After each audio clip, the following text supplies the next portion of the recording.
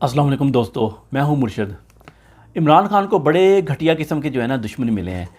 तकरीबन 28-29 साल बाद इमरान खान साहब की वालदा की वफ़ात के आज एक्साइज़ वालों ने ना उनको नोटिस जारी कर दिया कि उनका घर बड़ा है, 2 कनाल का है, ज़मान पार्क। तो उसका जो है वो उन्होंने एक्साइज़ का जो बिल शील है वो 36 लाख रुपए जो है वो जमा कराएँ 7 दिन के अंदर। अगर नहीं जमा कराएंगे तो हम क्या करेंगे, इलेक्शन कमीशन में चले जाएंगे। यानी अदालत में जाओ, कोई कार्रवाई करो, कोई दूसरा नोटिस भेजो, नहीं, सीधा इलेक्शन कमीशन में। क्यों? मकसद एक ही है, इमरान खान को नाअहल करना।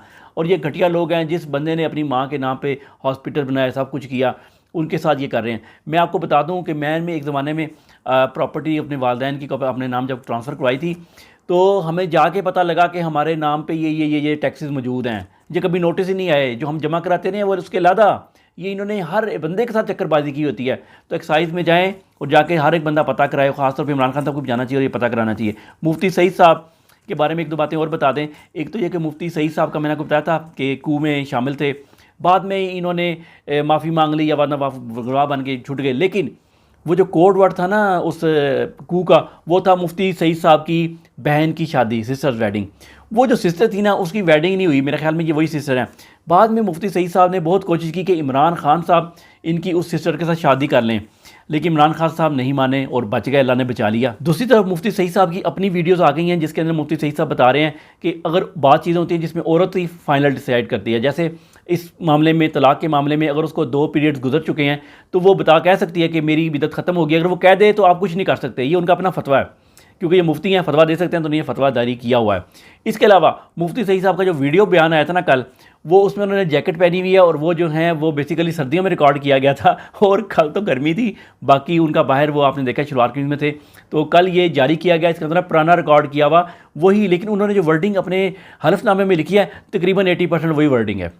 जहाँ तक मैं समझा रहा हूँ, बेसिकली मुफ्ती साहब को इन्होंने फंसाया हुआ है और मुफ्ती साहब को काम लेने के लिए इन्होंने छोड़ दिया हुआ है, उनको सज़ा नहीं दी। लेकिन कंपनी का ये तरीक़ेकार है कि वो जो है ना FIR और मुकदमा वो ख़त्म नहीं करते किसी बात भी।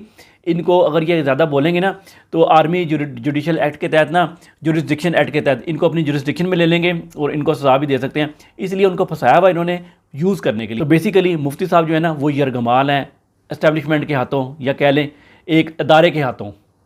इंटरनेशनल बड़ा कुछ हुआ है, जैसे मरीम नवाज़ सऊदी अरब चली गई है, उधर से नवाज शरीफ आ रहा है, इधर से मरीम नवाज़ से जत्था लेके गई है, उधर को प्रोटोकॉल देने कोई नहीं आया। ये पहला स्टेट गेस्ट देखा है दुनिया में कि जिसके लिए को लेने ही कोई नहीं आया इसके अलावा 2 एक्स आर्मी चीफ जो है ना, रिपोर्ट आ रही है कि वो भी सऊदी अरब पहुँच गए हैं। इसके अलावा शेख रशीद साहब भी पहुँच गए, तो खैर ऐसी न्यूज़ ही है।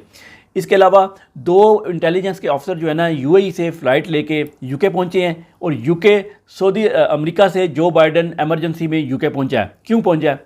वो तो इसलिए पहुंचा है कि लीक्स हो गए डॉक्यूमेंट, 100 के करीब डॉक्यूमेंट लीक्स हुए हैं, कुछ दिन चल रहे हैं, बल्कि लीक्स काफ़ी महीना 2 महीने के हुए हैं, पता नहीं लगा था लोगों को, लोग अब सामने अब आए हैं इनके। उसके बीच में इन्होंने बहुत सी चीज़ों की पेशन गोइयाँ की थी, ये होगा, ऑफेंसिव कैसे होगी, बाहर के मौसम में क्या किया जाएगा। उसके अंदर एक चीज़ ये भी आई है कि जो मिस्र का सीसी है ना, वो 40,000 रॉकेट बना के जो है ना रशिया को दे रहा है। ये रिपोर्ट उनकी इंटेलिजेंस ने भेजी थी, लेकिन इसकी उन्होंने तरदीद किया है कि नहीं, मिस्र हमारे साथ है, क्योंकि मिस्र को हर साल $1 अरब अमेरिका जो है ना वो इमदाद के तौर पे देता है, सबसे बड़ा डोनर है इजिप्ट का। इसके अलावा सऊदी अरब भी उसको देता है काफ़ी ज़्यादा। लेकिन ये वही पैसे हैं जो पाकिस्तान के मुशर्रफ के दौर में पाकिस्तान को मिलते थे मुख्तलिफ गंदे काम करने के लिए, तो वो उसका भी मिलते हैं। तो वो कह रहे हैं कि ये हमारे खिलाफ नहीं जा सकता, लेकिन रिपोर्ट सीक्रेट डॉक्यूमेंट कहता है कि वो बैक एंड पे पीछे छुप के रशिया को जो है ना 40,000 रॉकेट प्रोवाइड कर रहा है। मैंने जो डॉक्यूमेंट्स का जब तक अभी तक मुझे पता लगा, उसमें मुझे कोई ठोस सबूत नहीं मिला कि पाकिस्तान प्रोवाइड कर रहा है वो डॉक्यूमेंट लीक हुए हैं या नहीं हुए, क्योंकि सारे लीक नहीं हुए, सिर्फ 100 पेजेस लीक हुए हैं। तो अगर वो, लेकिन लोग कह रहे हैं कि हुए हैं, लेकिन मुझे नहीं पता। लेकिन ये बात कन्फर्म है कि पाकिस्तान उधर सबसे ज़्यादा रॉकेट और जो गोले हैं टैंकों के, वो उधर भेज रहा है। अब लंदन प्लान के बाद जो है ना सऊदी प्लान बनने जा रहा है, क्योंकि एक्स चीफ भी पहुंच गए हैं, नवाज शरीफ भी पहुंच गया है, बेटी उसकी पहले थी, और बहुत से काबीना के लोग उधर पहुंच गए हैं। जबकि इधर इतना इंतहाई संगीन मामलात अदालत में जा रहे हैं, और अदालत ने क्या किया है, बंदरयाल भाई ने क्या किया है, उसने कहा जी अगले हफ्ते सुनेंगे केस को। वाह मेरे भाई, जो लोग उम्मीद लगा के बैठे थे ना, वो शेर बन कुतिया बंदरयाल भाई को समझ से शेर बनेगा, वो शेर नहीं बना, वो गीदड़ ही रहा। वो कहाँ गए वो लोग जो कहते थे फ़ौरन जो है ना वो तो इन्हें अदालत लग जाएगी, वज़ीर-ए-आज़म चला जाएगा, ये हो जाएगा, वो हो जाएगा। उन्होंने तो कोई नोटिस ही नहीं लिया। शेर सुन लें, जजों से तुझको उम्मीदें, खुदा से नो उम्मीदी, बता तो सही और काफरी क्या है। इन जजों से उम्मीदें आप लोगों को, इन्ना लिल्लाहि व इन्ना इलैहि राजिऊन। अपनी अपना ख्याल रखिएगा। अल्लाह आपको सानियत अता फरमाए और सानियत तकसीम करने का शर्फ अता फरमाए। अस्सलाम वालेकुम।